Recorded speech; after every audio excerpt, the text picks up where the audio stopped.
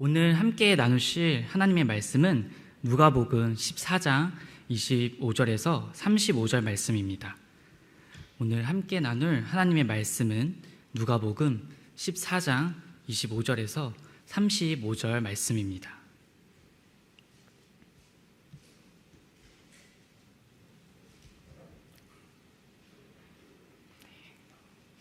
하나님의 말씀을 제가 봉독하도록 하겠습니다.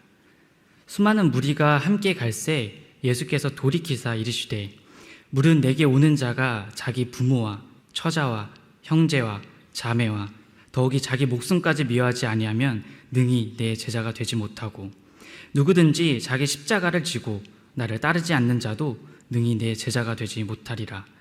너희 중에 누가 망대를 세우고자 할진대 자기의 가진 것이 준공하기까지에 족할는지 먼저 앉아 그 비용을 계산하지 아니하겠느냐.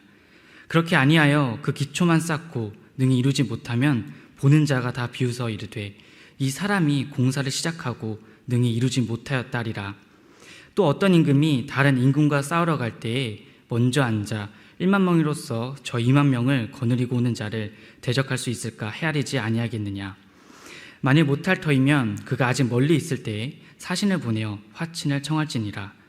이와 같이 너희 중에 누구든지 자기의 모든 소유를 버리지 아니하면 능히 내 제자가 되지 못하리라. 소금이 좋은 것이나 소금도 만일 그 맛을 잃으면 무엇으로 짜게 하리요. 땅에도 거름에도 쓸데없어 내버리느니라. 들을 귀가 있는 자는 들을지어다 하시니라. 아멘.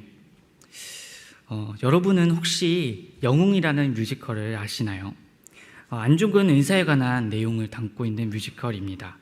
제가 관람한 적은 없지만 개인적으로 영웅의 곡인 누가 죄인인가와 단지 동맹이라는 곡을 굉장히 좋아합니다. 그래서 가끔 찾아서 듣곤 하는데요. 얼마 전에 뮤지컬이 영화로 개봉을 하였습니다. 그래서 아마 중등부 친구들에게도 본 적이 있을 텐데요.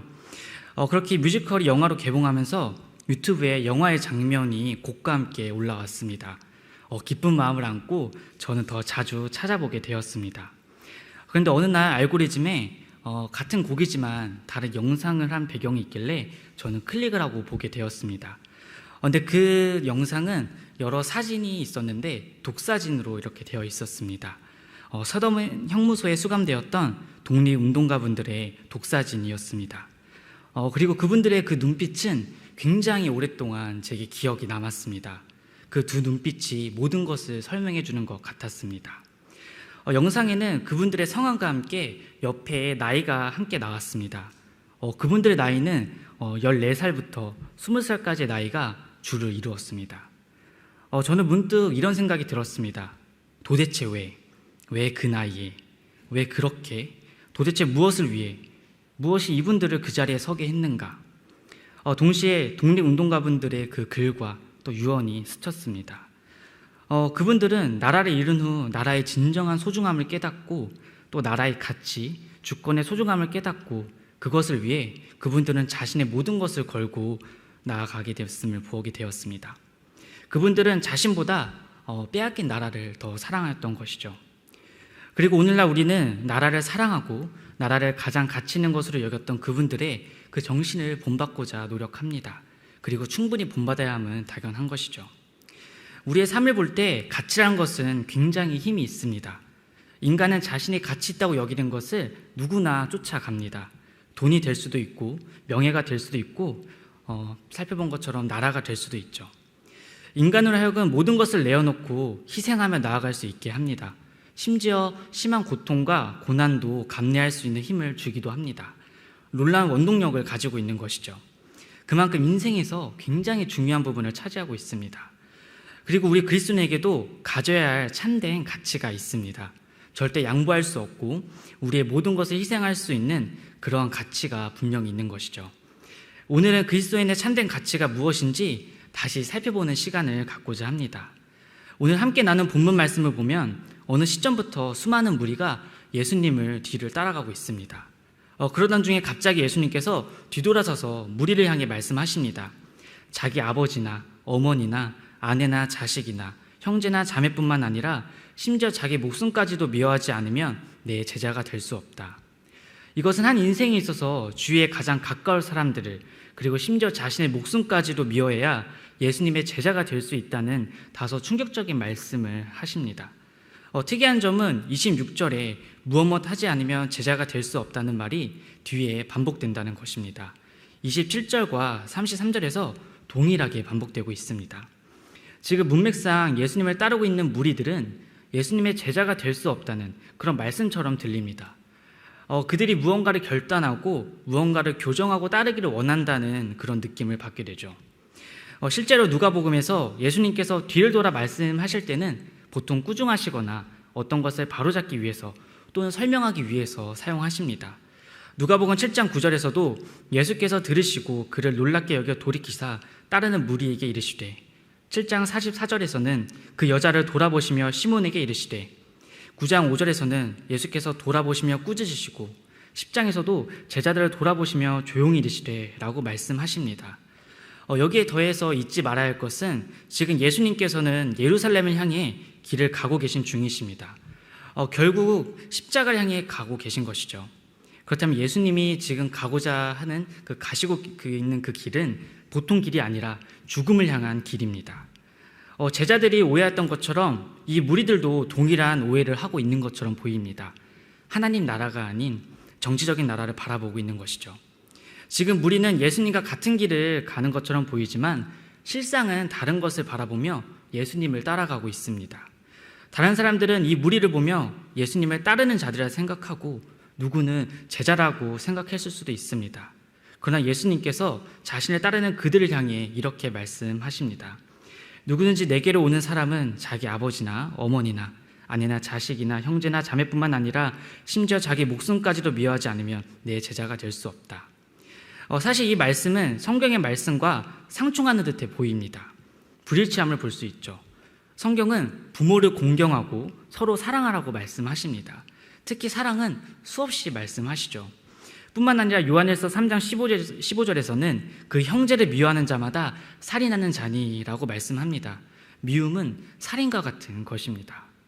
26절의 말씀을 읽을 때 독자는 쉽게 넘어가지 못하고 고민에 빠지게 됩니다. 하지만 여기서 사용된 미워하다는 우선순위의 문제임을 볼 수가 있습니다. 당시 문화에서 미워하다는 우선순위의 문제로 보기도 하였습니다. 그리고 지금 26절의 문맥을 고려해 볼 때 우선순위의 문제를 보는 것이 훨씬 더 자연스러운 해석이 됩니다. 이것을 더 잘 말씀해 주는 것이 마태복음 10장 37절 말씀인데요. 제가 읽도록 하겠습니다. 아버지나 어머니를 나보다 더 사랑하는 자는 내게 합당하지 아니하고 아들이나 딸을 나보다 더 사랑하는 자도 내게 합당하지 아니하며 라고 말씀하십니다. 우선순위의 의미가 더 잘 나타나 있죠. 결국은 무엇을 더 사랑하느냐입니다. 지금 예수님께서는 자신을 따르는 수많은 무리를 향하여 그들이 가지고 있는 마음, 그 동기에 대하여 질문을 던지시고 계십니다. 너희가 가장 사랑하는 것이 무엇인지, 너희의 우선순위는 무엇인지, 너희에게 가치 있는 것이 무엇인지 묻는 것과 같습니다. 그리고 말씀하시는 것이죠. 그리스도를 가장 사랑하고 우선순위를 두고 가치 있게 여기라고 말씀하십니다. 또한 28절부터 33절 말씀 또한 비슷하게 해석이 됩니다. 예수님을 따른다는 것이 무엇인지를 계속 생각하게 하시는 것이죠. 고민하게 하십니다. 이 모든 것은 참으로 어려운 일들입니다. 큰 대가를 각오해야 하는 일들이죠. 결국 예수 그리스도의 그 복음이 얼마나 가치 있는 것인지를 계속 생각할 수 있습니다. 그렇다면 예수 그리스도의 복음은 왜 저와 여러분에게 그렇게 가치가 있는 것일까요? 왜 예수님께서는 자신을 따르는 그 수많은 무리들을 향하여 그리고 오늘 저와 여러분에게 이런 말씀을 하시는 것일까요? 예수님은 우리가 다 잘 알고 있듯이 하나님이십니다. 그럼에도 이 땅 가운데 인간의 몸을 입고 오시죠. 어떤 분은 인간을 벌레에 비유하며 이렇게 말씀하시는 것을 들은 적이 있습니다. 하나님은 벌레와 같은 인간을 사랑하셨고 벌레와 같은 인간이 되셨다. 예수님의 비하, 즉 낮아지심을 직설적으로 표현하고자 한 것이죠. 인간은 아무리 개를 사랑해도 그 개가 되려 하지는 않습니다. 인간 존재 자체를 진화론에 근거해서 바퀴벌레 취급하는 이 세상에서는 누구는 괴가 되는 것을 마다하지 않을 수 있지만 성경이 말하는 인간의 존재와 본질에 대해서 깊이 깨닫는 사람은 결코 개가 되려 하지 않을 것입니다. 인간은 하나님의 형상을 닮은 고귀한 존재로 창조되었기 때문이죠. 하지만 이것은 피조물 내에서의 차이일 뿐입니다. 창조주신 하나님과 피조물인 인간은 결코 비교 대상이 아닌 것이죠. 결코 좁힐 수 없는 엄청난 간극이 있습니다. 창조주신 하나님은 그 누구보다 이 세상을 잘 아십니다. 시간과 공간을 만드시고 세상의 질서를 세우신 하나님이십니다. 인간에 대해서 그 누구보다 가장 잘 알고 계신 분이죠. 무한하시고 전능하신 그 하나님께서 인간이 되기로 결심하신 것은, 그리고 정말로 인간이 되신 것은 저희는 쉽게 이해할 수는 없습니다. 하나님의 성육신은 우리 편에서는 놀라운 은혜요, 축복이지만 하나님 편에서는 성육신은 고난의 시작입니다. 창조주 하나님께서 마리아의 태에 작은 존재로 들어오십니다. 그리고 연약한 작은 아기의 모습으로 태어나십니다. 죄가 없으시고 또 죄와 함께 하실 수 없는 그분께서 역겨운 죄인들에게 둘러싸여 살아가십니다. 죄로 인해 그 비참함과 망가진 실상을 인간의 두 눈으로 바라보시죠. 피조물로서 겪는 연약함과 수많은 제한 등을 그 창조주신 하나님께서, 예수님께서 겪습니다. 그분께는 고난과 같은 것이죠. 타락한 인간은 죽을 수밖에 없으며 죽음을 향해 계속 달려갑니다. 예수님 또한 십자가라는 죽음을 향해 달려가시죠. 하지만 인간과의 그 죽음과는 차원이 다릅니다. 죽을 수 없는 그분께서 죽을 수 있는 인간의 몸을 입으시고 십자가라는 저주와 수치를 향해, 죽음을 향해 직접 한 걸음씩 걸어가시고 계신 것이죠. 그리고 정말로 십자가에 못 박히시고 피 흘리시며 부르짖으시며 그 모든 것을 감내하십니다. 그 모든 뜻을 이루십니다.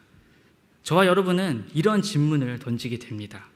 도대체 왜 이 일이 어떻게 가능한가? 왜 굳이 이렇게?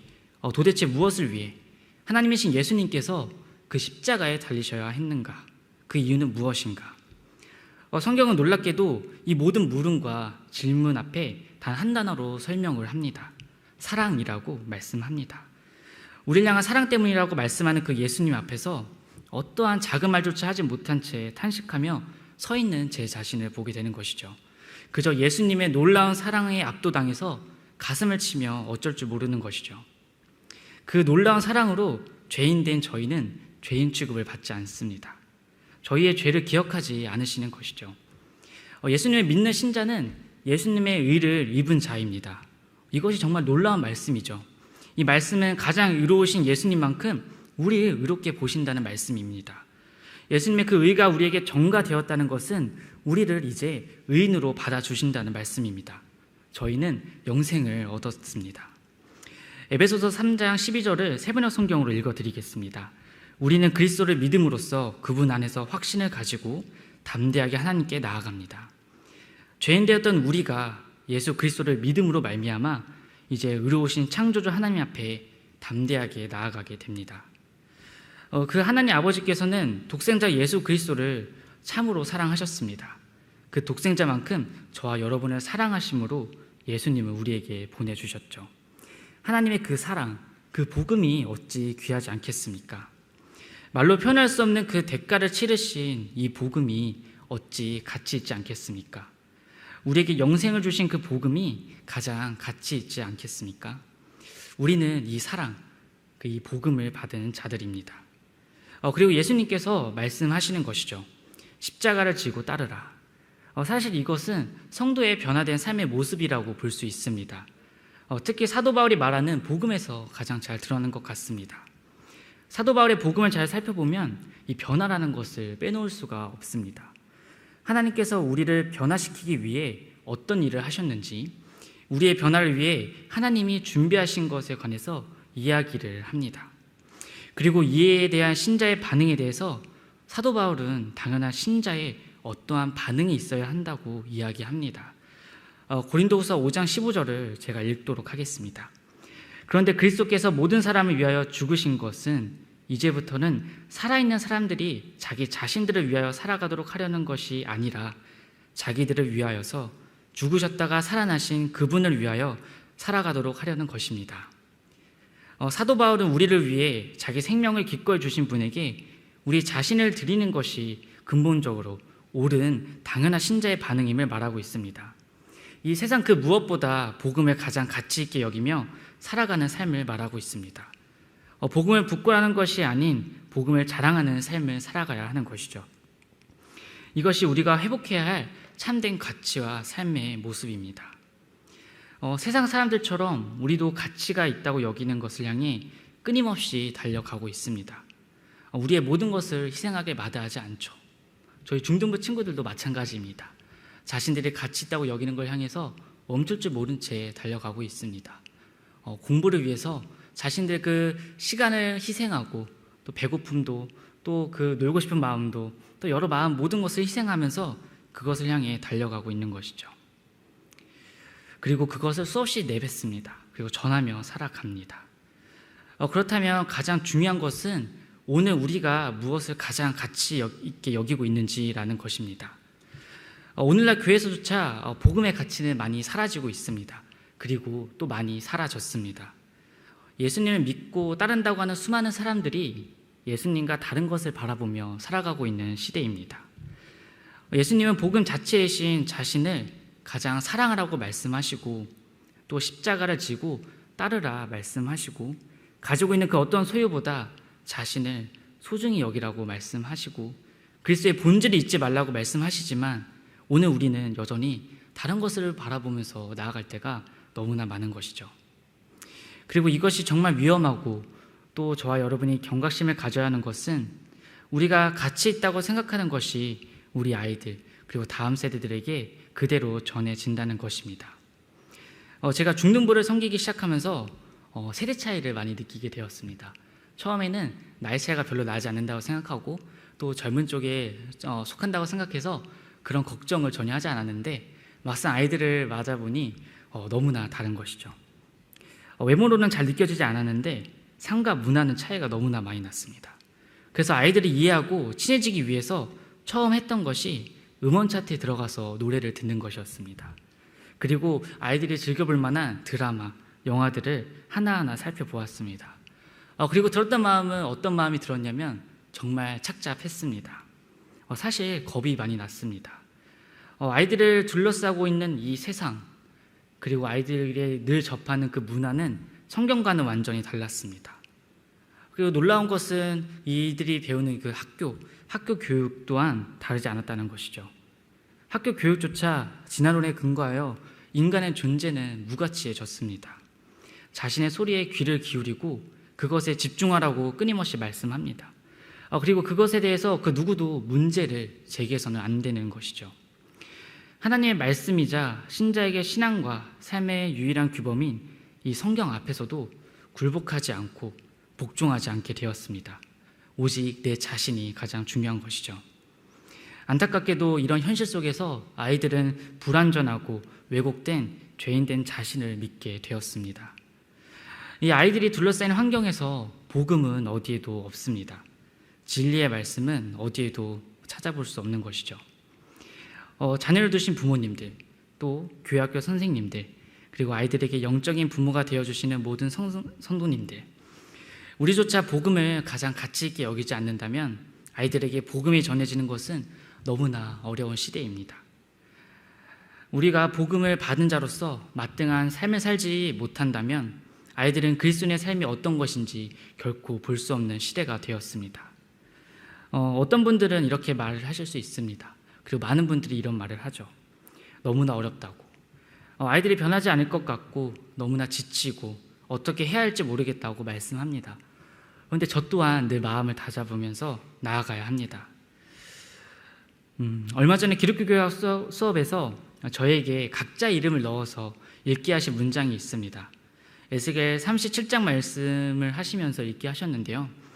저는 한동안 되게 눈물이 많이 나서 참기에 노력을 해야 했습니다. 그 문장은 무엇이었냐면 상민아, 다음 세대들이 능히 살 수 있겠느냐라는 질문이었습니다. 그 마른 뼈들을 보여주시면서 하신 말씀이죠. 이 뼈들이 능히 살 수 있겠느냐. 저도 아이들을 섬기면 섬길수록 정말 아이들이 예수님을 영접할 수 있을까? 아이들이 복음으로 변화될 수 있을까? 아이들이 복음을 통해 세상을 바라보며 그 복음의 가치를 자신이 가지고 살아갈 수 있을까? 그런 질문이 조금씩 들기 시작했습니다. 그리고 그런 질문이 점점 늘어가기 시작하신 것이죠. 솔직히 말씀드리면 매 순간 확신에 찬 대답을 하지 못했습니다. 내가 잘하고 있는 것인가? 아이들에게 복음의 능력은 없는 것인가? 이런 시대 가운데 복음이 그 아이들 마음에 뿌리 낼 수는 있는가? 이것이 과연 소용이 있는 것인가? 하지만 에스겔은 주 여호와여 주께서 아십니다 라고 대답합니다. 그렇습니다. 정말 오직 주 예수 여호와께서만 아시는 것이죠. 성령 하나님께서 역사하시면 우리는 새로운 피조물이 되게 됩니다. 마른 뼈는 도저히 변하지 않고 가망이 없어 보이고 소망이 없어 보이지만 성령 하나님의 역사는 그 생명력을 잃은 마른 뼈조차 생명력을 갖게 하십니다. 우리가 이야기하는 그 중생의 역사가 일어나게 되는 것이죠. 저 또한 결코 변할 수 없는 정말 말 안 듣는 중학생이었고 아무런 반응이 없던 그런 무표정을 가진 고등학생 중 한 명이었습니다. 하지만 선생님들의 간절한 기도, 또 그 헌신, 또 교학교를 향한 성도들의 기도와 사랑이 저를 변화되게 하신 것이죠. 저만 그렇지 않다고 생각합니다. 여러분도 여러분의 부모님, 선생님, 또 교육자의 기도와 사랑으로 변화되어 온 이 자리에 있지는 않으십니까? 우리는 복음의 가치를 회복하고 이 그리스도인으로서의 삶을 마땅히 살아가야 합니다. 그리고 예수님을 아직 믿지 않는 주위의 수많은 가족들, 친구들, 동료, 자녀, 다음 세대들에게 복음 전하기를 두려워하지 마시고 또 낙담하지 마시길 바랍니다. 고린도전서 3장에서는 이렇게 말씀합니다. 나는 심었고 아볼로는 물을 주었으되 오직 하나님께서 자라나게 하셨나니 그런즉 심는 이나 물 주는 이는 아무것도 아니로되 오직 자라게 하시는 이는 하나님뿐이니라. 우리는 그저 최선을 다해 심고 물을 묵묵히 주는 삶을 살아야 합니다. 자라게 하시는 분은 저와 여러분이 아니라 오직 하나님이신 것이죠. 늘 성령 하나님을 의지하며 나아가시길 바랍니다. 이제 말씀을 정리하겠습니다. 여러분에게 가장 가치 있는 것은 무엇입니까? 여러분이 가장 사랑하시는 것은 무엇입니까? 우리가 받은 복음이라는 것은 그 무엇과도 비교할 수 없는 가치를 가졌습니다. 이것이 희미해질 때마다 우리를 그 죄에서 그리고 사망에서 건지시기 위해 자신을 기꺼이 기쁨으로 내어주신 그 예수님을 기억하시길 바랍니다. 또한 이 복음은 결코 힘없고 능력 없는 메아리와 같지 않습니다. 바울 사도는 복음에 대해서 수없이 외쳤습니다. 갈라디아서 3장 13절과 로마서 5장 9절을 세번역 성경으로 읽어드리겠습니다. 그리스도께서 우리를 위하여 저주를 받은 사람이 되심으로써 우리를 율법의 저주에서 속량해 주셨습니다. 로마서 5장 9절입니다. 그러므로 지금 우리가 그리스도의 피로 의롭게 되었으니 그리스도로 말미암아 하나님의 진노에서 구원을 얻으리라는 것은 더욱 확실합니다. 이것이 지금도 이 세상 가운데 유일한 능력 있는 복음입니다. 이 세상의 돈, 명예, 직업 등은 우리의 존재 자체를 구원하지 못합니다. 오직 예수 그리스도를 믿음으로 말미암아 구원받을 수 있는 것이죠. 이 참된 가치를 회복하고 또 주님을 따르며 주님을 전하는 저와 여러분이 되시기를 이 시간 간절히 바랍니다.